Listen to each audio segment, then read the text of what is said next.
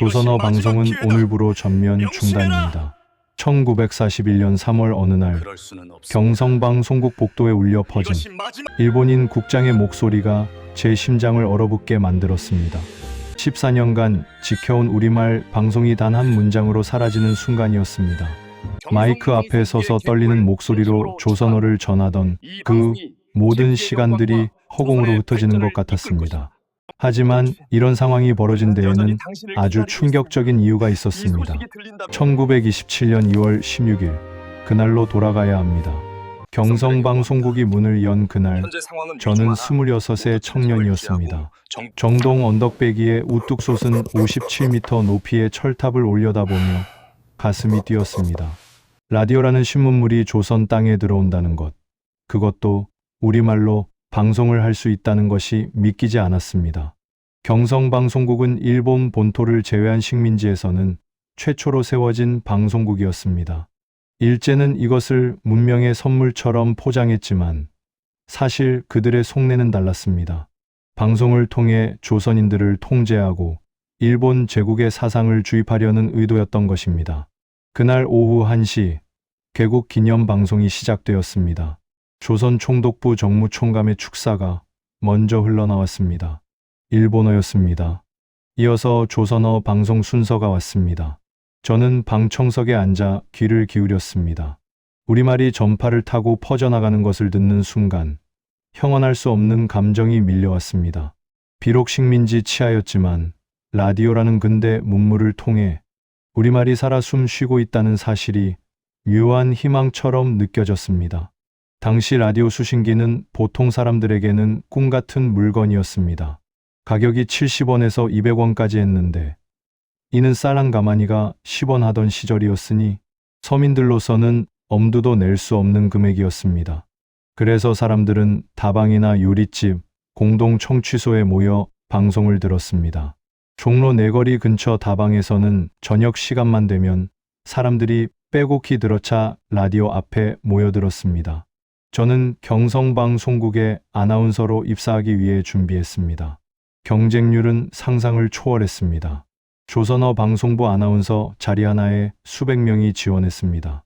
일본어를 유창하게 구사해야 했고 표준 조선어 발음이 정확해야 했으며 무엇보다 일제의 검열을 통과할 수 있는 온건한 인물이어야 했습니다. 1928년 봄, 저는 마침내 합격 통지를 받았습니다. 경성방송국 3층 조선어 방송부로 첫 출근을 하던 날, 복도에서 풍기는 새 건물 특유의 페인트 냄새와 긴장감을 지금도 기억합니다. 일본인 직원들이 대부분이었고 조선인은 소수에 불과했습니다. 우리는 항상 감시받는 느낌 속에서 일해야 했습니다. 방송 스튜디오는 생각보다 좁았습니다. 두꺼운 방음벽으로 둘러싸인 공간 한가운데 마이크가 하나 놓여 있었습니다. 그 마이크 앞에 서면 조선 팔도에 제 목소리가 전해진다는 사실이 실감나지 않았습니다. 첫 방송을 준비하면서 손이 얼마나 떨렸는지 모릅니다. 대본을 쥔 손에서 땀이 흘러내렸습니다. 청취자 여러분, 안녕하십니까? 경성방송국입니다. 제 첫 방송이었습니다. 목소리가 떨리지 않도록 애써 침착함을 유지했습니다.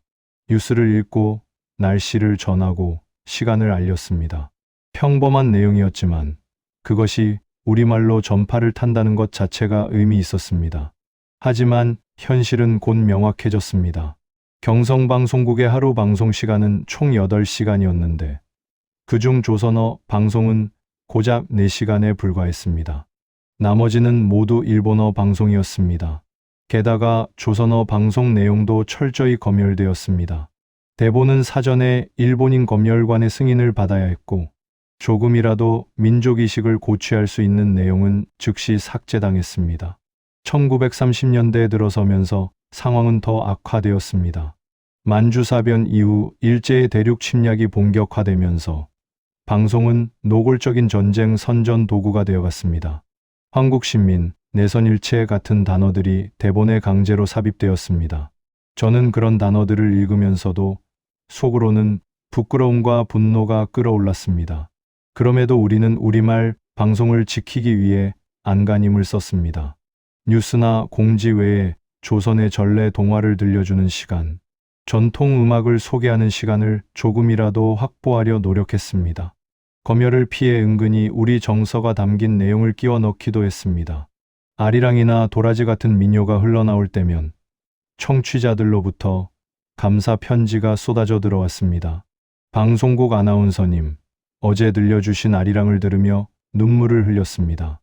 우리 노래를 라디오로 들을 수 있다는 것이 얼마나 감사한지 모르겠습니다. 이런 편지를 받을 때면 가슴이 뜨거워졌습니다. 동시에 책임감도 무겁게 느껴졌습니다. 우리는 단순히 방송을 하는 것이 아니라 사라져가는 우리말과 문화를 지키는 보루였던 것입니다. 하지만 시간이 갈수록 압박은 심해졌습니다. 1937년 중일전쟁이 발발하면서 전시 체제로 돌입했고 1940년부터는 창씨개명이 강요되었습니다. 방송국 내에서도 조선인 직원들에게 일본식 이름을 쓰라는 압력이 거세졌습니다. 그리고 마침내 1941년 그 운명의 날이 왔습니다. 조선어 방송 전면 중단 통보를 받은 그날, 우리는 마지막 우리말 방송을 준비했습니다. 샵 1부, 오늘이 마지막입니다. 조선어로 방송할 수 있는 마지막 날입니다. 1941년 3월 31일 저녁, 저는 마이크 앞에 앉아 떨리는 손으로 대본을 펼쳤습니다. 이것이 우리말 방송의 마지막이 될 것이라는 사실을 알면서도 대본에는 그 어떤 작별 인사도 적을 수 없었습니다. 검열관이 바로 옆 부스에서 지켜보고 있었으니까요. 평소와 똑같은 뉴스를 읽어야 했습니다. 평소와 똑같은 목소리로, 평소와 똑같은 속도로. 하지만 이런 상황이 벌어진 데에는 아주 충격적인 이유가 있었습니다. 1927년 개국 당시로 돌아가 보겠습니다. 처음 경성방 송국이 문을 열었을 때 일제는 표면적으로는 조선인을 위한 문화 사업이라고 선전했습니다. 하지만 실제로는 철저한 계산이 깔려 있었습니다. 신문이나 잡지는 글을 읽을 줄 아는 사람만 접할 수 있지만 라디오는 문맹자도 들을 수 있었습니다. 당시 조선의 문맹률이 80%에 육박했으니 라디오는 가장 효과적인 대중 선전 도구였던 것입니다. 저는 1928년 봄에 입사한 후 처음 몇 달은 주로 시간 알림과 날씨, 방송을 담당했습니다. 지금 시각은 오후 3시를 알려드립니다. 오늘의 날씨는 맑음, 최고 기온은. 단순한 문장들이었지만 우리말로 정확히 발음하는 것조차 쉽지 않았습니다. 당시만 해도 표준어가 제대로 정립되지 않았던 시절이라 지역마다 사투리가 달랐고 발음도 제각각이었습니다. 방송국에서는 조선어 표준 발음 지침서를 만들어 우리에게 배포했습니다. 경상도 출신인 저는 특히 어려움을 겪었습니다. 껐을 거라고 발음하는 버릇, 이것이를 이기라고 하는 억양을 고치는 데만 몇 달이 걸렸습니다. 선배 아나운서인 윤석열 형이 매일 발음 연습을 도와주었습니다. 자네, 경성을 발음할 때 고 소리가 너무 세. 좀 더 부드럽게. 형님, 이게 습관이 되어서 잘 안 됩니다. 아나운서는 조선팔도 사람들이 다 알아들을 수 있게 말해야 하네. 우리가 표준을 만들어가는 거야. 윤 형의 말이 맞았습니다. 우리는 단순히 방송을 하는 것이 아니라 표준 조선어를 만들어가는 작업을 하고 있었던 것입니다. 그것은 나름대로 의미 있는 일이었습니다. 1929년 여름부터 저는 뉴스 담당이 되었습니다. 뉴스 원고는 대부분 일본 통신사에서 보내온 것을 번역한 내용이었습니다. 국내 뉴스도 총독부의 검열을 거친 것만 방송할 수 있었습니다. 광주 학생운동 같은 민족운동 소식은 당연히 방송할 수 없었고 대신 총독의 행차나 식사능업 정책 같은 내용들로 가득했습니다. 그래도 저녁 8시 교양 프로그램만큼은 우리 색깔을 조금이나마 낼 수 있었습니다. 조선의 설화를 소개하는 옛날 이야기 시간에는 아나운서가 직접 구현을 했습니다. 저는 흥부와 놀부 이야기를 특히 좋아했습니다. 욕심 많은 놀부가 벌을 받고 착한 흥부가 복을 받는다는 권선징악의 내용이 청취자들에게 은근한 위안이 되었을 것입니다. 제비다리를 일부러 부러뜨리는 못된 놀부의 행동을 하늘이 보고 계셨습니다. 이런 문장을 읽을 때면 청취자들이 그 속뜻을 알아들었으면 하는 바람이 있었습니다. 악행은 반드시 대가를 치른다는 것, 정의는 언젠가 승리한다는 것을요. 1930년에 접어들면서 라디오 보급률이 조금씩 늘어났습니다. 여전히 개인이 소유하기는 어려웠지만 공동 청취소가 전국에 생겨났습니다.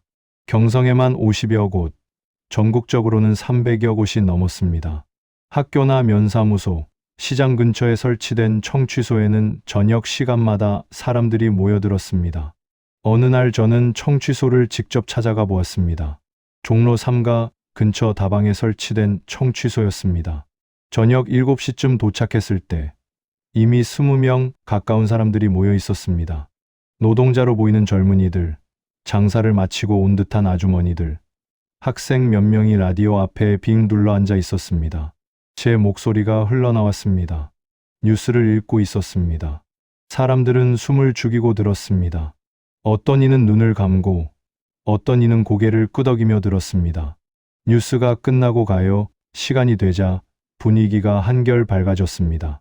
윤심덕의 사회 찬미가 흘러나오자 몇몇이 따라 흥얼거렸습니다. 광막한 황야를 달리는 인생아. 그 순간 저는 라디오가 가진 힘을 실감했습니다. 신분도 나이도 다른 사람들이 한 공간에 모여 같은 소리를 듣고 같은 감정을 나누는 것. 그것은 새로운 형태의 공동체였습니다. 비록 식민지 현실 속이었지만 우리말로 된 방송이 사람들을 이어주고 있었습니다. 하지만 1931년 만주사변 이후 분위기가 급변했습니다. 일본의 대륙 침략이 본격화되면서 방송 내용도 점점 군국주의 색채가 짙어졌습니다. 전쟁 관련 뉴스가 늘어났고 황국신민화 정책을 선전하는 프로그램이 신설되었습니다. 조선어 방송 시간은 조금씩 줄어들기 시작했습니다. 1935년 무렵 조선어 방송은 하루 3시간 반으로 줄었습니다. 나머지는 모두 일본어 방송이었습니다. 게다가 그나마 남은 조선어 방송도 내용이 통제되었습니다. 내선일체, 일선동조론 같은 황당한 논리를 담은 대본을 읽어야 했습니다. 조선과 일본이 원래 하나였다는, 조선인도 천황의 신민이라는 내용이었습니다. 저는 그런 대본을 받을 때마다 괴로웠습니다. 마이크 앞에 앉아 그런 말들을 읽어야 한다는 것이 치욕스러웠습니다. 하지만 거부하면 당장 해고되고 더 수능적인 사람이 제 자리를 대신할 것이 뻔했습니다. 그렇다면 차라리 제가 남아서 조금이라도 우리말 방송을 지키는 것이 낫다고 생각했습니다. 1937년 중일전쟁이 터지면서 상황은 더욱 악화되었습니다. 전쟁 뉴스가 방송의 대부분을 차지했습니다. 황군의 빛나는 전과 대동아공영권 같은 용어들이 대본에 가득했습니다. 저는 그런 단어들을 읽으면서도 속으로는 부끄러움에 고개를 들 수 없었습니다. 그해 가을 방송국에 새로운 지침이 내려왔습니다. 조선어 방송 중에도 일본어 단어를 섞어 쓰라는 것이었습니다. 시간을 직한으로, 학교를 가코로 발음하라는 지시였습니다. 우리는 완강히 저항했습니다. 이건 조선어 방송입니다. 순우리말로 해야 합니다. 윤형이 일본인 국장에게 따졌습니다. 하지만 돌아온 것은 냉소뿐이었습니다. 조선어도 일본어도 모두 천황 폐하의 언어다. 구분할 필요 없다. 결국 우리는 타협할 수밖에 없었습니다. 하지만 최대한 일본어 섞기를 줄이려고 노력했습니다. 대본에 일본어가 있어도 방송할 때는 슬쩍 우리말로 바꿔 읽었습니다. 검열관이 지적하면 실수했다고 변명했습니다. 그런 작은 저항들이 전부였습니다. 1939년 제2차 세계대전이 발발했습니다. 일본은 전쟁 수행을 위해 조선인의 총동원 체제를 강화했습니다. 지원병 제도가 실시되고 징용이 시작되었습니다. 방송국도 전쟁 선전 기관으로 완전히 전락했습니다. 조선의 젊은이 여러분, 황국을 위해 떨쳐 일어나십시오. 지원병으로 나가 천황 폐하를 위해, 이런 내용을 읽어야 했습니다. 제 목소리가 누군가를 전쟁터로 내모는 도구가 되고 있었습니다. 밤마다 잠을 이루지 못했습니다. 거울을 볼 때마다 제 얼굴이 낯설게 느껴졌습니다. 1940년 2월 창씨개명 시행령이 공포되었습니다.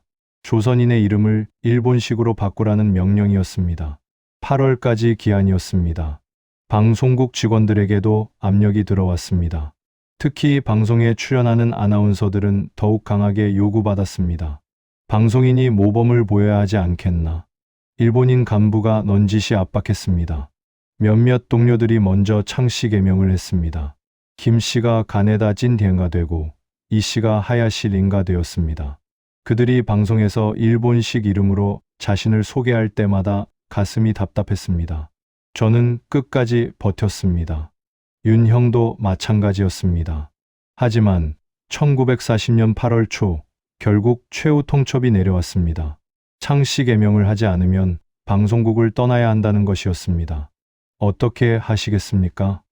윤 형이 제게 물었습니다. 우리는 밤새 고민했습니다. 떠나는 것이 명예로울까요? 아니면 남아서 우리말을 지키는 것이 더 의미 있을까요? 답은 없었습니다. 어느 쪽을 선택해도 치욕이었습니다. 결국 저는 형식적으로 창씨 개명을 했습니다. 하지만 방송에서는 가능한 한 그 이름을 쓰지 않았습니다. 그저 아나운서라고만 소개했습니다. 그리고 1941년 3월 마침내 조선어 방송 중단 명령이 떨어졌습니다. 4월 1일부터 경성방송국은 완전히 일본어로만 방송한다는 것이었습니다. 마지막 방송날 저는 평소와 다름없이 뉴스를 읽었습니다.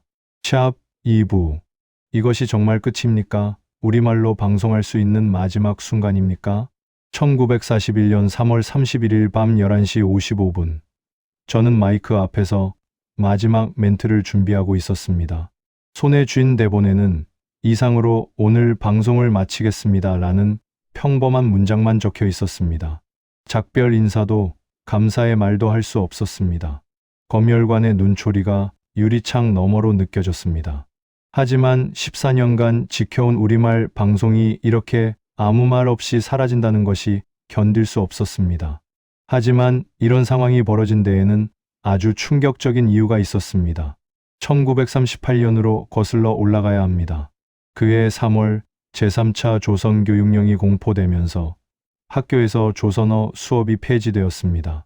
국어는 일본어만을 의미하게 되었고 조선어는 선택 과목으로 격화되었다가 곧 완전히 사라졌습니다.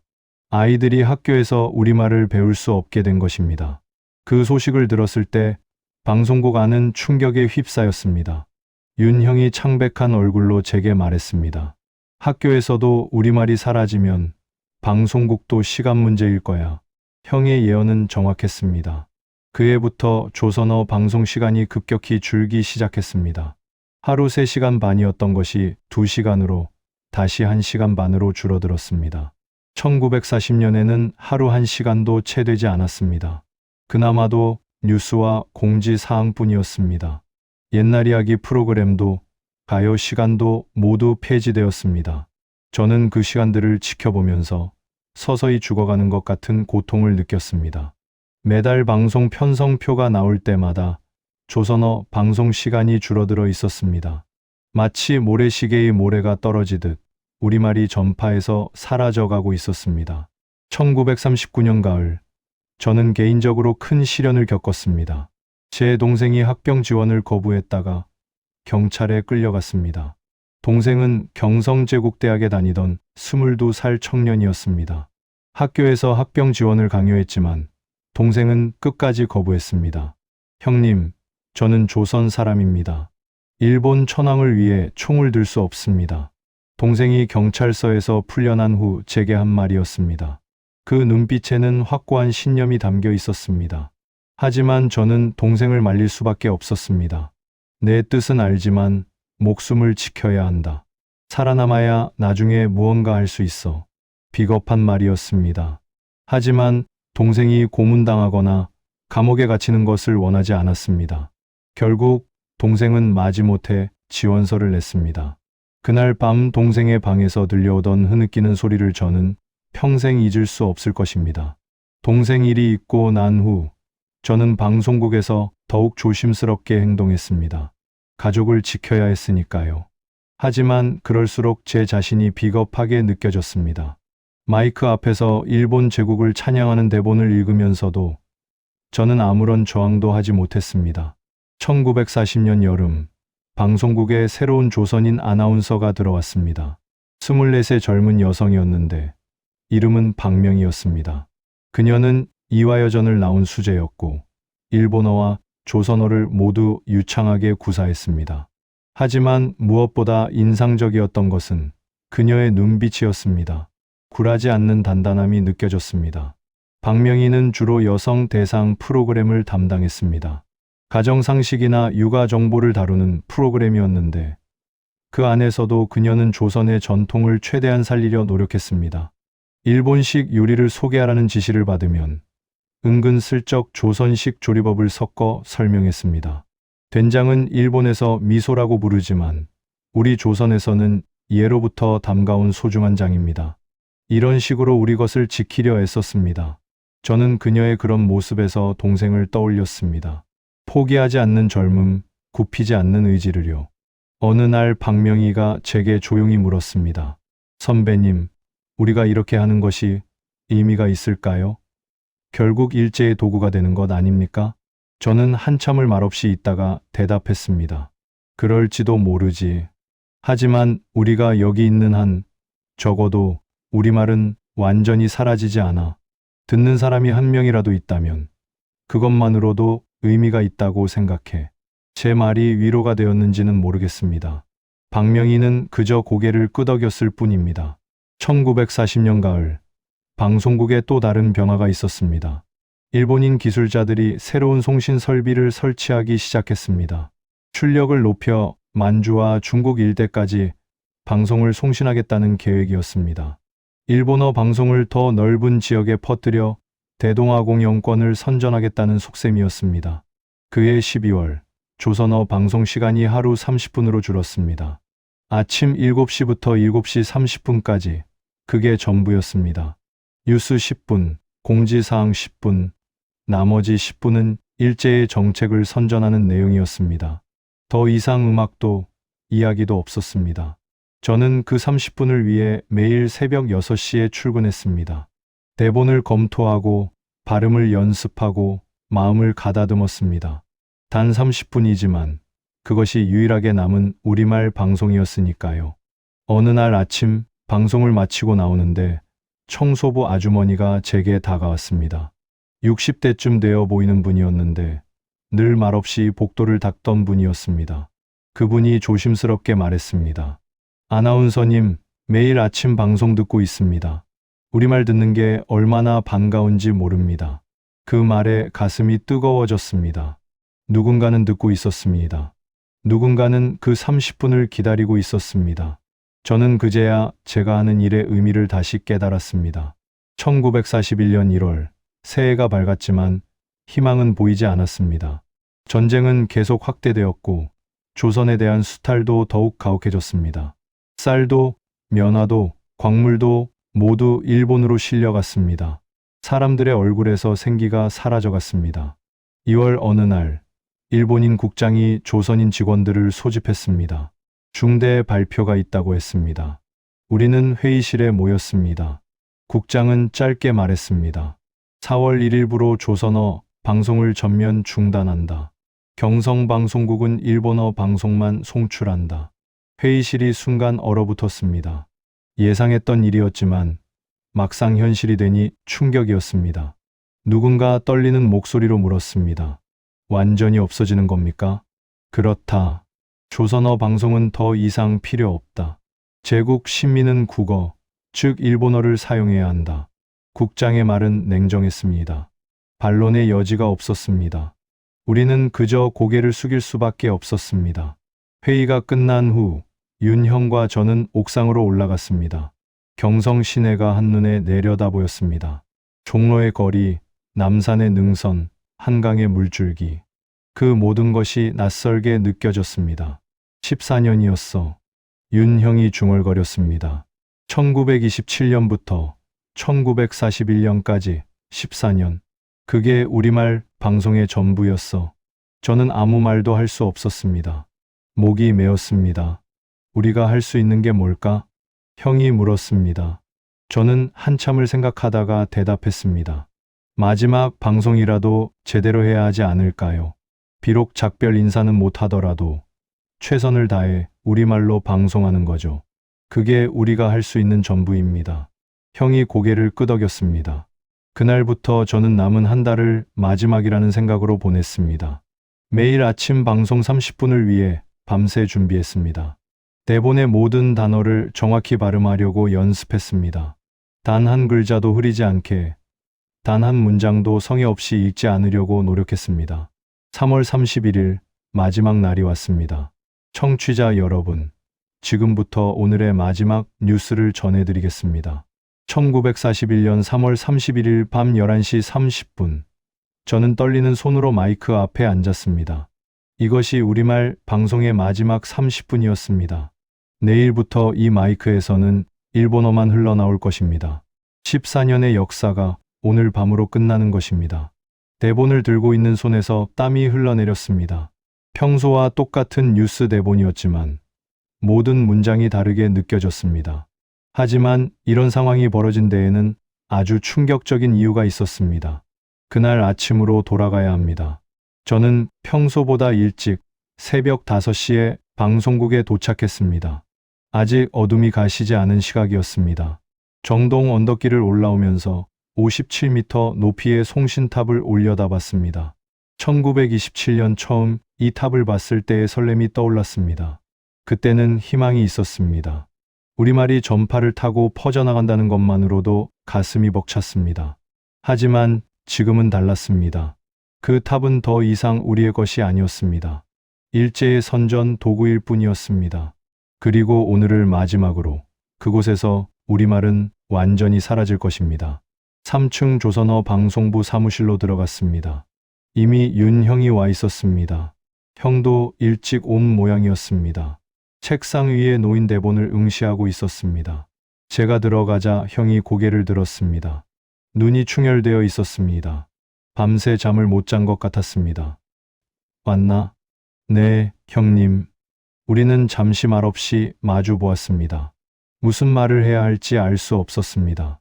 14년을 함께 일한 동료였습니다. 우리말을 지키기 위해 함께 애썼던 동지였습니다. 하지만 결국 우리는 실패했습니다. 오늘 아침 방송은 내가 할게. 형이 말했습니다. 형님이 마지막 아침 방송을 하시고 제가 밤 방송을 하겠습니다. 그래, 그렇게 하자. 우리는 더 이상 말하지 않았습니다. 각자 대본을 검토하며 시간을 보냈습니다. 오전 6시 50분, 형이 스튜디오로 들어갔습니다. 저는 조정실에서 지켜봤습니다.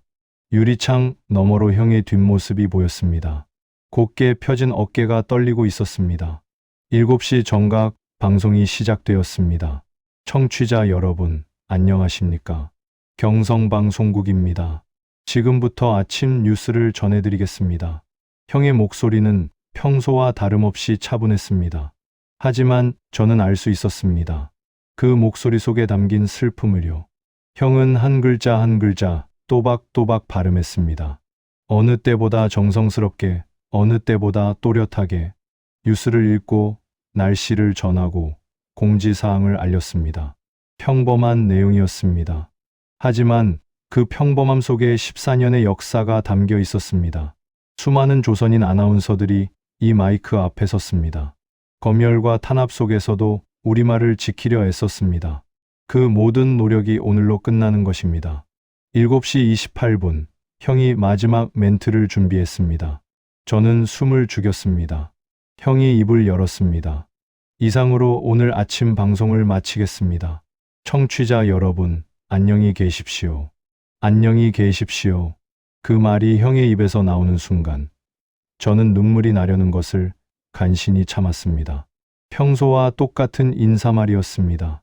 하지만 그 속에 담긴 의미가 달랐습니다. 진짜 작별 인사였습니다. 우리말 방송과의 마지막 작별이었습니다. 방송이 끝나고 형이 나왔습니다. 형의 얼굴은 창백했습니다. 저는 아무 말도 하지 못하고 형의 어깨를 가만히 잡았습니다.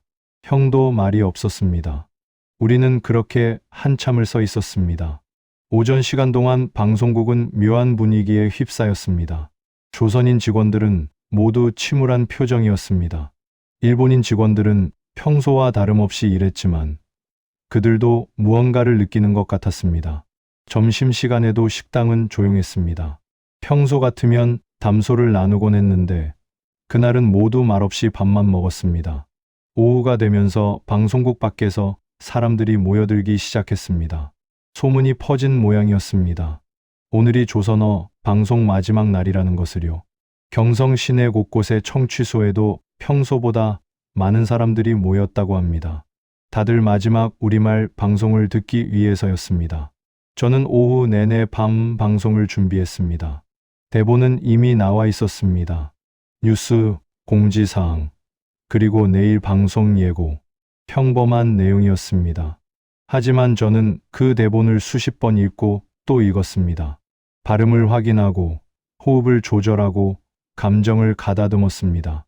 오후 5시쯤 박명희 아나운서가 제 책상으로 왔습니다. 그녀의 눈은 붉게 충혈되어 있었습니다. 선배님, 제가 무언가 할 수 있는 일이 없을까요? 영희 씨도 알다시피 우리가 할 수 있는 건 없어요. 그저 마지막까지 최선을 다하는 것뿐이죠. 그녀는 고개를 끄덕이고 돌아갔습니다. 뒷모습이 쓸쓸해 보였습니다. 그녀는 방송국에 들어온 지 채 1년도 되지 않았습니다. 우리말 방송의 전성기를 보지 못했습니다. 처음부터 쇠락해가는 모습만 봤습니다. 그녀에게는 더 가혹한 일이었을 것입니다. 오후 6시 저는 집에 전화를 걸었습니다. 어머니께 말씀드려야 했습니다. 어머니, 오늘 밤 방송 꼭 들어주세요. 왜 그러니? 무슨 일 있니? 아닙니다. 그냥 오늘이 특별한 날이라서요. 어머니는 더 묻지 않으셨습니다. 아마 눈치채신 것 같았습니다. 어머니는 늘 제 방송을 들으셨습니다. 동네 청취소까지 걸어가서 다른 사람들과 함께 앉아 들으셨습니다. 가끔 편지를 보내주셨습니다. 아들 목소리를 라디오로 들으니 얼마나 자랑스러운지 모르겠다고 쓰셨습니다. 그 편지들이 제게는 큰 힘이 되었습니다. 오후 8시 해가 완전히 지고 어둠이 내렸습니다. 경성 시내의 불빛이 하나둘 켜지기 시작했습니다. 하지만 전시 체제라 불빛도 예전만 못했습니다. 등화 관제로 인해 도시는 반쯤 어둠에 잠겨 있었습니다. 저는 스튜디오 근처를 서성였습니다. 아직 시간이 남았지만 가만히 있을 수가 없었습니다. 복도를 오가며 시간을 보냈습니다. 윤형이 다가와 제 어깨를 두드렸습니다. 괜찮겠나? 네, 형님. 잘하겠습니다. 자네라면 잘할 거야. 14년 동안 자네가 얼마나 성실하게 일했는지 내가 알아. 오늘도 그저 평소처럼 하면 돼. 형의 말이 위로가 되었습니다. 저는 고개를 끄덕였습니다. 밤 10시 저는 스튜디오로 들어갔습니다. 익숙한 공간이었습니다. 14년 가까이 드나들던 곳이었습니다. 하지만 오늘은 모든 것이 낯설게 느껴졌습니다. 마이크도, 책상도, 의자도 마치 처음 보는 것처럼 생경했습니다. 저는 의자에 앉아 대본을 펼쳤습니다. 손이 떨렸습니다. 심호흡을 했습니다. 1번, 2번, 3번, 마음을 가라앉혔습니다. 조정실의 기술자가 손짓으로 신호를 보냈습니다. 1분 남았다는 신호였습니다. 저는 눈을 감았습니다. 1927년 첫 방송이 떠올랐습니다. 그때의 떨림, 그때의 설렘, 그리고 지금의 슬픔. 모든 것이 주마등처럼 스쳐갔습니다. 눈을 떴습니다. 빨간 램프가 켜졌습니다. 방송이 시작되었습니다. 청취자 여러분, 안녕하십니까? 경성방송국입니다. 제 목소리가 흘러나왔습니다. 떨리지 않았습니다. 평소처럼 차분했습니다. 저는 계속했습니다. 지금부터 밤 10시 뉴스를 전해드리겠습니다. 뉴스를 읽기 시작했습니다. 전쟁 소식이었습니다. 일본군의 전과, 대동아 공영권의 확대, 한국 시민의 의무, 익숙한 내용들이었습니다. 하지만 저는 그 단어들을 읽으면서도 속으로는 다른 생각을 했습니다. 이것은 끝이 아니다. 언젠가 우리말 방송은 다시 시작될 것이다. 우리말은 사라지지 않을 것이다. 그렇게 스스로를 다독였습니다. 뉴스가 끝나고 공지사항을 읽었습니다. 그리고 마지막 순서가 왔습니다. 11시 28분이었습니다. 단 2분이 남았습니다. 내일부터 경성방송국의 모든 방송은 국어, 즉 일본어로만 진행됩니다. 1941년 3월 31일 밤 11시 28분. 저는 대본에 적힌 그 문장을 읽어야 했습니다. 제 입으로 우리말 방송의 종말을 알려야 하는 순간이었습니다. 목구멍이 메었습니다. 하지만 저는 침착하게 또박또박 읽었습니다.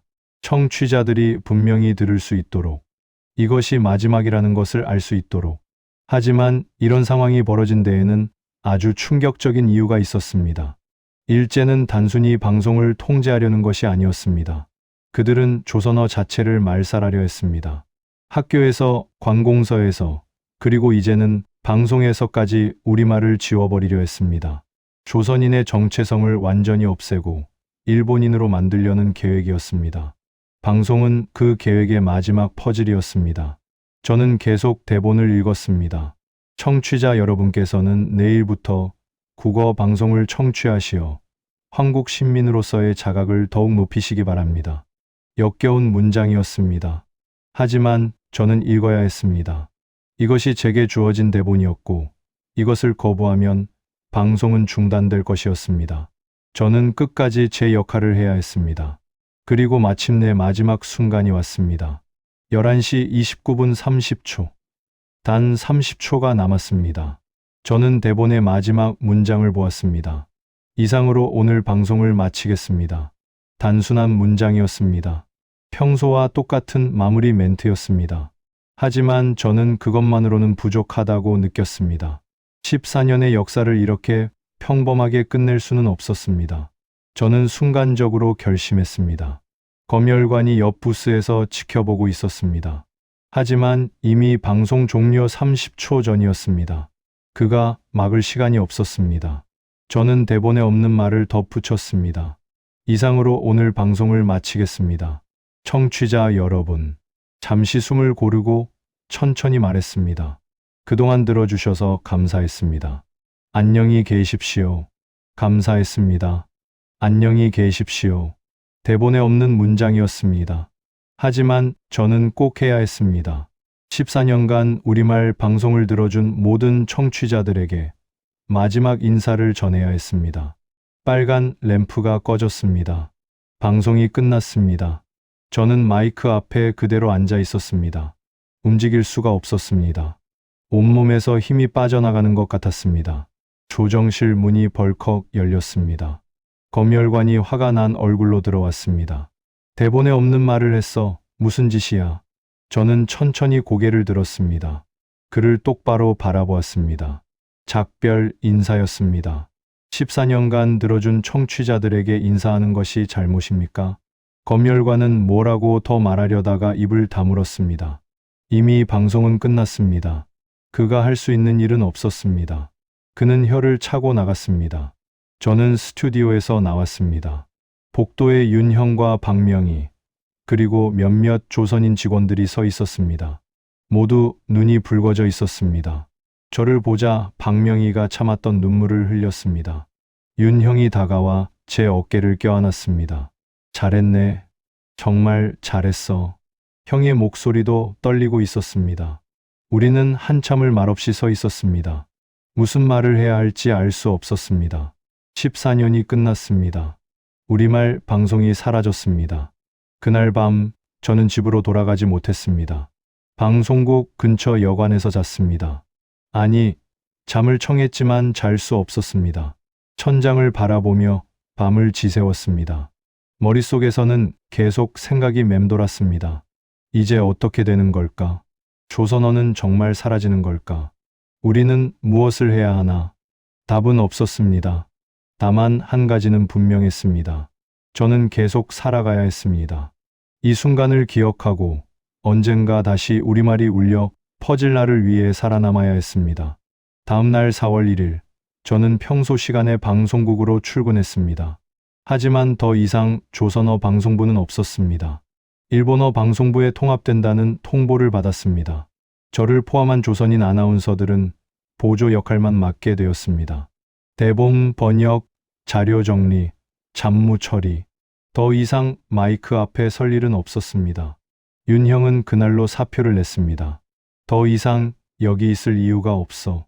우리말 방송을 지키기 위해 참았던 건데. 그것마저 없어졌으니 뭐하러 남아있겠나. 형의 결정을 이해했습니다. 하지만 저는 떠날 수 없었습니다. 가족을 부양해야 했고 동생의 학비도 대야 했습니다. 비겁한 변명이었을지도 모릅니다. 하지만 저는 현실적인 선택을 할 수밖에 없었습니다. 박명희도 방송국을 떠났습니다. 그녀는 이렇게 말했습니다. 선배님의 선택을 존중합니다. 하지만 저는 이곳에서 일제의 도구가 되고 싶지 않습니다. 그녀는 고향인 평양으로 돌아갔습니다. 그곳에서 뭘 하는지는 알 수 없었습니다.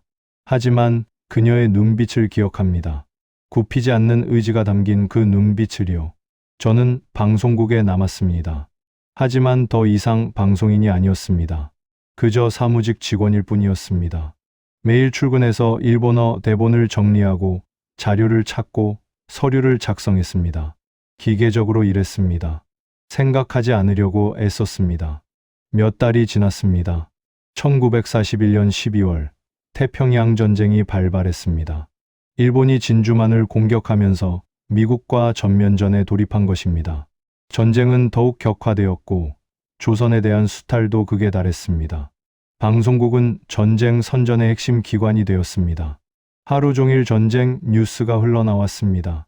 대본영 발표, 황군의 위대한 승리, 신민의 총우, 봉사 같은 말들이 끊임없이 반복되었습니다. 저는 그런 방송을 듣고 있기조차 힘들었습니다. 1943년 학병 제도가 실시되었습니다. 조선의 대학생들을 강제로 징집하는 제도였습니다. 제 동생도 소집 영장을 받았습니다. 동생은 울면서 집을 떠났습니다. 제가 할 수 있는 일은 아무것도 없었습니다. 그저 살아 돌아오라고 말하는 것뿐이었습니다. 동생을 보내고 난 후 저는 완전히 무너졌습니다.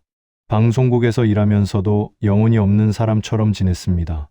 1927년의 희망은 온데간데 없었습니다. 우리말 방송을 지키겠다던 다짐도 무색했습니다. 저는 패배자였습니다. 1944년 전쟁은 일본에게 불리하게 돌아갔습니다. 사이판이 함락되고 필리핀이 탈환되고 일본 본토가 공습을 받기 시작했습니다. 하지만 방송에서는 여전히 승리를 외쳤습니다. 1억 옥새, 본토 결정 같은 광기 어린 구호들이 난무했습니다. 경성도 공습에 대비해야 했습니다. 등화 관제가 더욱 엄격해졌고 방공호가 곳곳에 만들어졌습니다. 식량 배급은 줄어들었고 사람들의 얼굴에서 생기가 완전히 사라졌습니다. 1945년 봄, 저는 우연히 윤형을 다시 만났습니다. 종로 거리에서였습니다. 형은 많이 수척해져 있었습니다. 저희는 근처 다방으로 들어갔습니다. 사람이 없는 구석 자리에 앉았습니다. 어떻게 지내셨습니까? 그저 그렇네. 자네는? 마찬가지입니다. 우리는 한참을 말없이 차를 마셨습니다. 무슨 말을 해야 할지 알 수 없었습니다. 형이 먼저 입을 열었습니다. 이 전쟁 곧 끝날 거야. 예? 일본이 지고 있어. 방송에서는 숨기지만 모두 알고 있지. 조만간 끝날 거야. 형의 목소리는 낮았지만 확신에 차 있었습니다. 그럼 광복이 되는 겁니까? 그렇게 될 거야. 그러면 우리말 방송도 다시 시작될 거고. 저는 가슴이 뛰는 것을 느꼈습니다. 희망, 오랜만에 느끼는 감정이었습니다. 그때가 오면 자네가 다시 마이크 앞에 서야 해. 우리말로 방송해야지. 형님도 함께 하셔야죠. 나는 늙었어. 자네 같은 젊은 사람들이 해야 해. 형은 쓸쓸하게 웃었습니다. 그리고 조용히 말했습니다. 1941년 3월 31일, 자네가 한 마지막 인사 기억하나? 감사했습니다. 안녕히 계십시오. 그 말을 듣고 얼마나 많은 사람들이 울었는지 아나? 저는 놀랐습니다. 사람들이 알고 있었습니까? 물론이지. 모두 알고 있었어. 청취소마다 사람들이 울었어. 그게 진짜 작별 인사라는 걸 다들 알았지. 자네는 잘했어.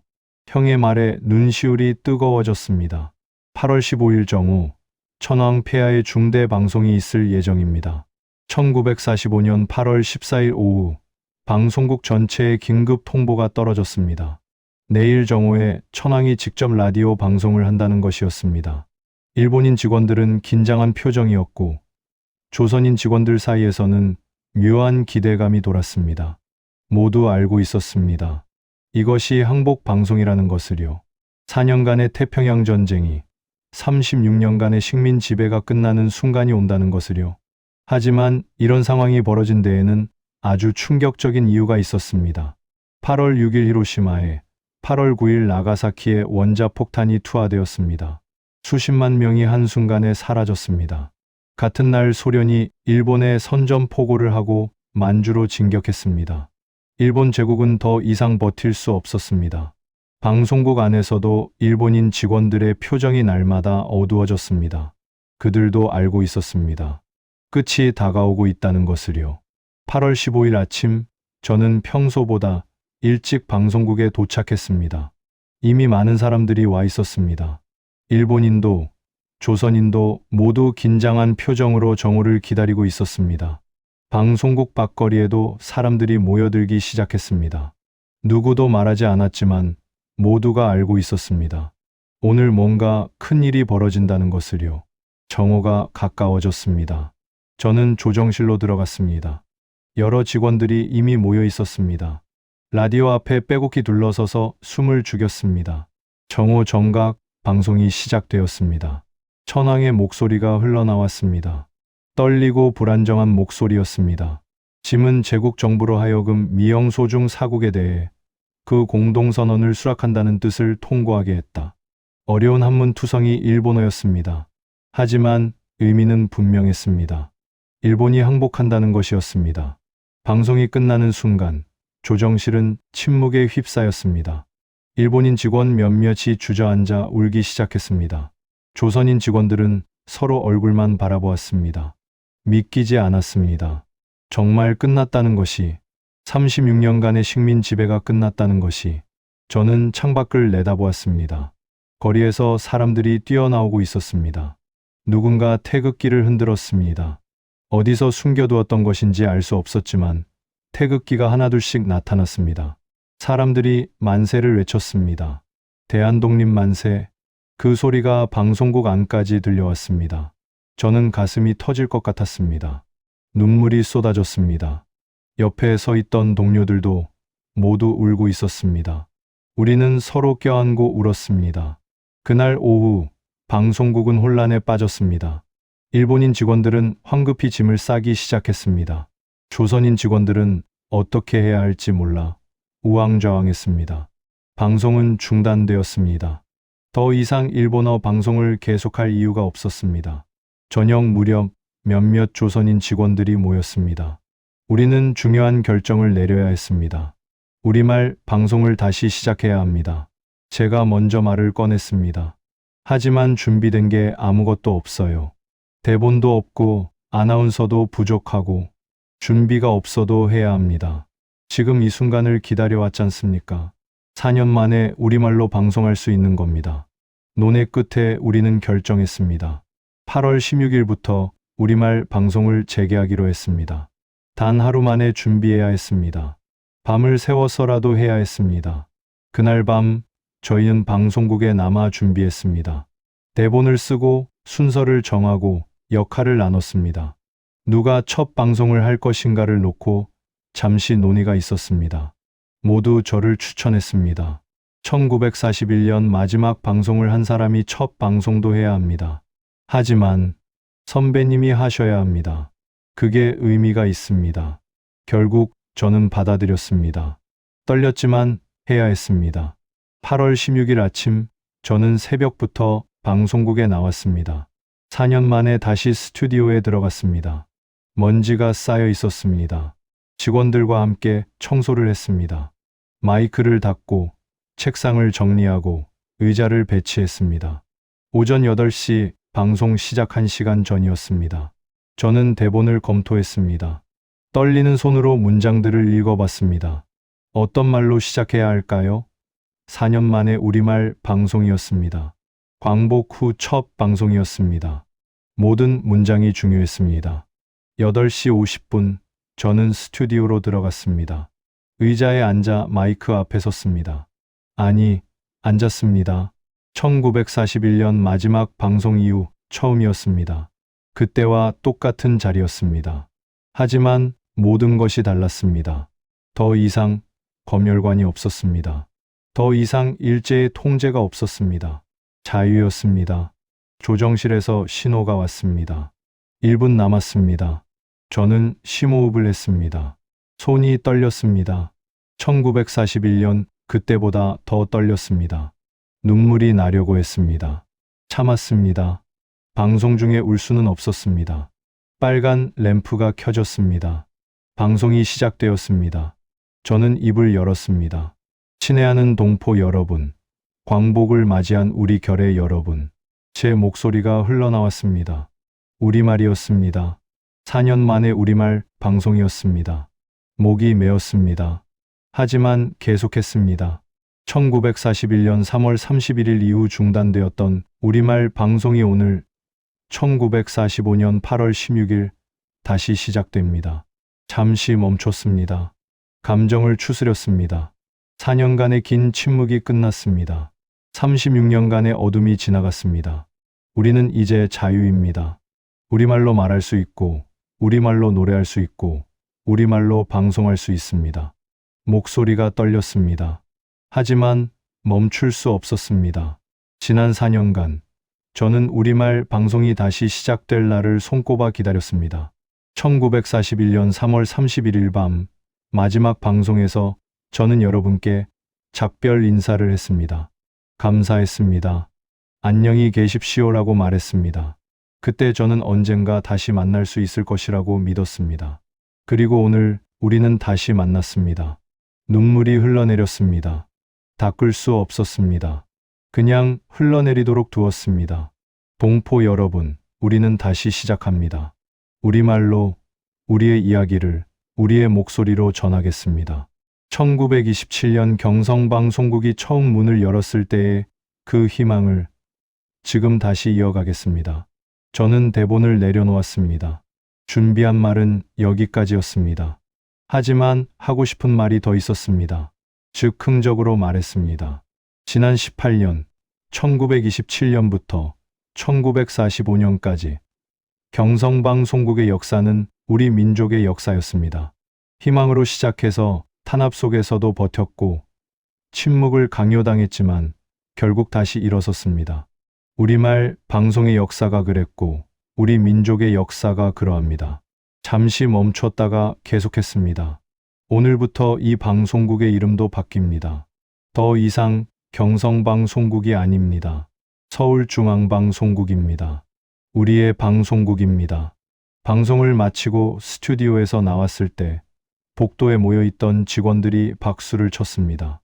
모두 울고 있었습니다. 저도 울었습니다. 우리는 서로 껴안고 울었습니다. 그날 오후 윤 형이 방송국을 찾아왔습니다. 형은 많이 늙어 보였지만 눈빛은 여전히 살아 있었습니다. 아침 방송 들었네. 잘했어. 형님, 이제 형님도 다시. 아니야. 내 시대는 끝났어. 이제는 자네 같은 사람들이 해야지. 형이 제 어깨를 두드렸습니다. 1927년 우리가 시작한 일을 자네가 계속하게 됐구먼. 자랑스럽네. 형님이 계셨기에 가능했습니다. 형님이 지켜주신 14년이 있었기에 우리 모두가 함께 지켜낸 거야. 자네도, 나도, 명희도, 그리고 이름 없이 사라진 수많은 사람들도. 형의 말이 맞았습니다. 우리말 방송은 한 사람의 것이 아니었습니다. 수많은 사람들의 희생과 노력으로 지켜진 것이었습니다. 광복 후 몇 달이 지났습니다. 방송국은 새로운 시대를 맞이했습니다. 우리말 방송이 하루 종일 이어졌습니다. 뉴스도, 드라마도, 음악도 모두 우리말로 전했습니다. 아리랑이 흘러나오고 옛날 이야기가 들려왔습니다. 1941년에 중단되었던 모든 프로그램이 부활했습니다. 하지만 쉽지만은 않았습니다. 해방 직후의 혼란, 좌우 대립, 그리고 결국 찾아온 전쟁. 방송국도 그 소용돌이 속에 있었습니다. 하지만 우리말 방송만큼은 계속되었습니다. 어떤 어려움 속에서도 멈추지 않았습니다. 1950년 6월 25일 전쟁이 터졌습니다. 방송국도 전쟁의 소용돌이에 휩싸였습니다. 하지만 저는 끝까지 마이크 앞을 지켰습니다. 포성이 들리는 가운데서도 방송했습니다. 우리말로 우리 국민들에게 희망을 전하기 위해서였습니다. 그리고 지금 1953년입니다. 전쟁은 휴전으로 끝났습니다. 폐허가 된 서울에서 방송국도 다시 일어서고 있습니다. 저는 여전히 이곳에서 일하고 있습니다. 48배 나이가 되었지만 여전히 마이크 앞에 섭니다. 가끔 1927년을 떠올립니다.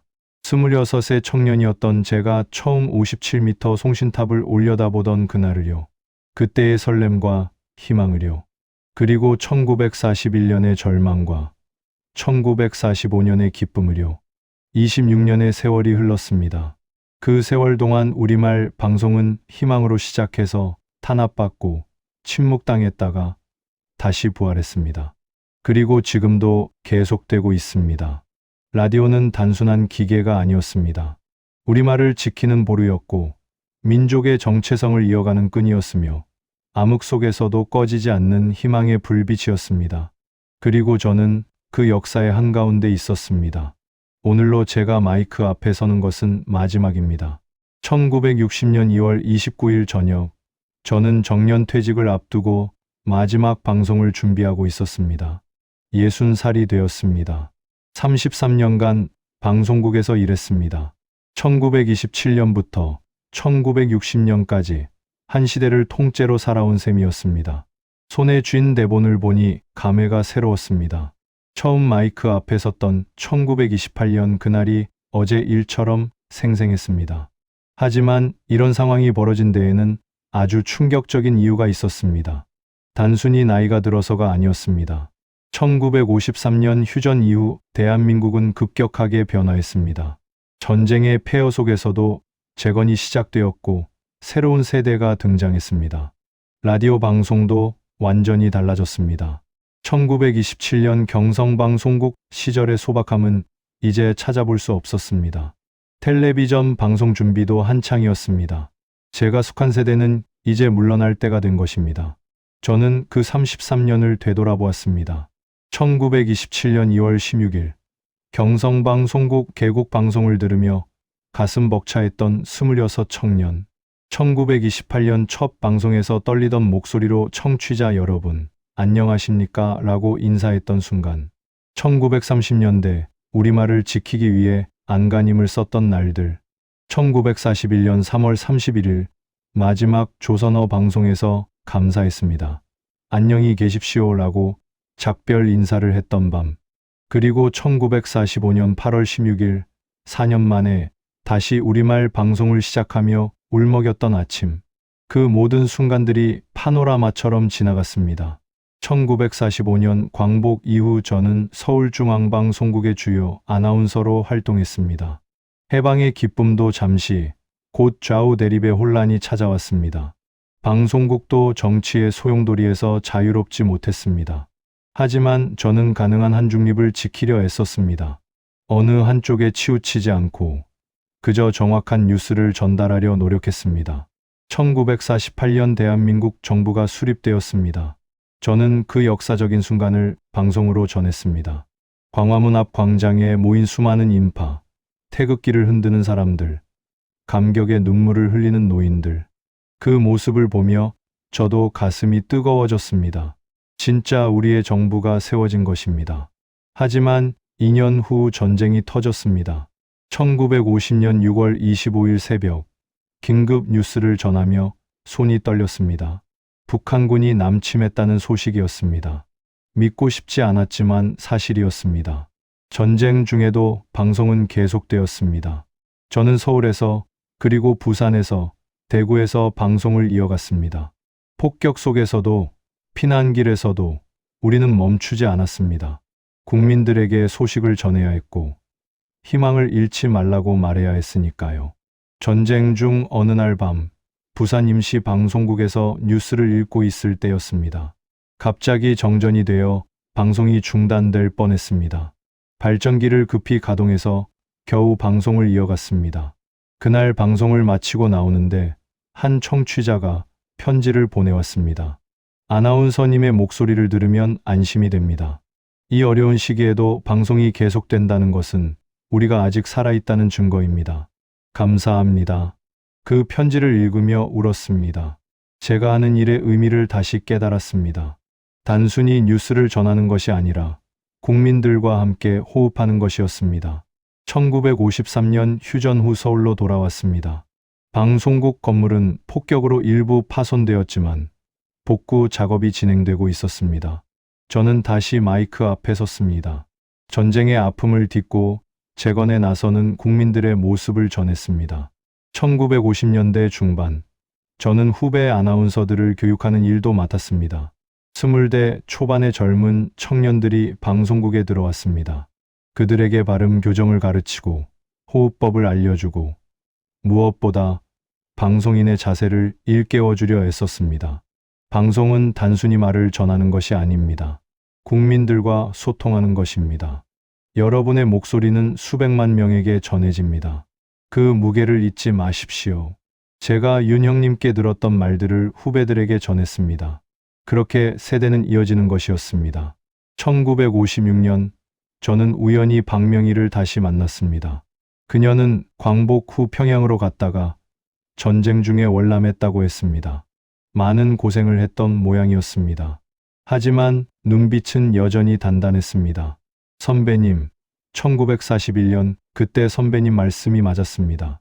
끝까지 지키는 것이 의미가 있었어요. 영희 씨도 자신의 길을 걸었잖아요. 그것도 의미 있는 선택이었어요. 우리는 오랜만에 차를 마시며 이야기를 나눴습니다.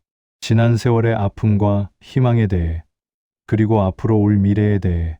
1959년 윤 형님이 돌아가셨습니다. 76의 나이였습니다. 장례식장에서 형님의 영정을 보며 눈물이 멈추지 않았습니다. 1927년부터 함께했던 동지였습니다. 우리말 방송을 지키기 위해 함께 싸웠던 전우였습니다. 형님, 우리가 지켜낸 우리말 방송은 지금도 계속되고 있습니다. 형님의 뜻을 이어가겠습니다. 영정 앞에서 조용히 말했습니다.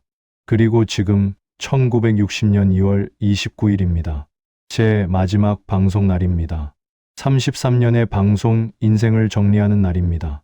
저녁 8시, 저는 스튜디오로 들어갔습니다. 익숙한 공간이었습니다. 수천 번을 드나들었던 곳이었습니다.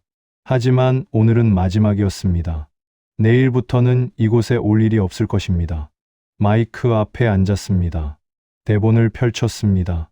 후배들이 정성스럽게 준비해준 송별 방송 대본이었습니다. 하지만 저는 그것을 접었습니다. 제 마지막 방송은 제 말로 하고 싶었습니다. 빨간 램프가 켜졌습니다. 방송이 시작되었습니다. 청취자 여러분, 안녕하십니까? 33년 전 첫 방송과 똑같은 인사였습니다. 목소리가 떨렸습니다. 하지만 이번에는 슬픔의 떨림이 아니라 벅참의 떨림이었습니다. 오늘이 제가 마이크 앞에 서는 마지막 날입니다. 1928년부터 1960년까지 32년간 여러분과 함께 했습니다. 잠시 숨을 고르고 계속했습니다. 1927년 경성방송국이 개국했을 때 저는 한 명의 청취자였습니다. 라디오에서 흘러나오는 우리말을 들으며 가슴이 벅찼습니다. 1년 후 저는 아나운서가 되었고 그 이후로 지금까지 이 자리를 지켰습니다. 제 인생이 주마등처럼 스쳐갔습니다. 일제강점기, 우리는 우리말 방송을 지키기 위해 애썼습니다. 검열과 탄압 속에서도 한 글자라도 더 우리말을 전하려 노력했습니다. 1941년 조선어 방송이 중단되었을 때 저는 절망했습니다. 하지만 포기하지 않았습니다. 그리고 1945년 광복과 함께 우리말 방송이 부활했습니다. 목이 메었습니다. 잠시 멈췄다가 계속했습니다. 전쟁의 포화 속에서도 방송은 계속되었습니다. 국민 여러분과 함께 울고 웃으며 슬픔과 희망을 나누었습니다. 그것이 방송인으로서 제가 할 수 있는 전부였습니다.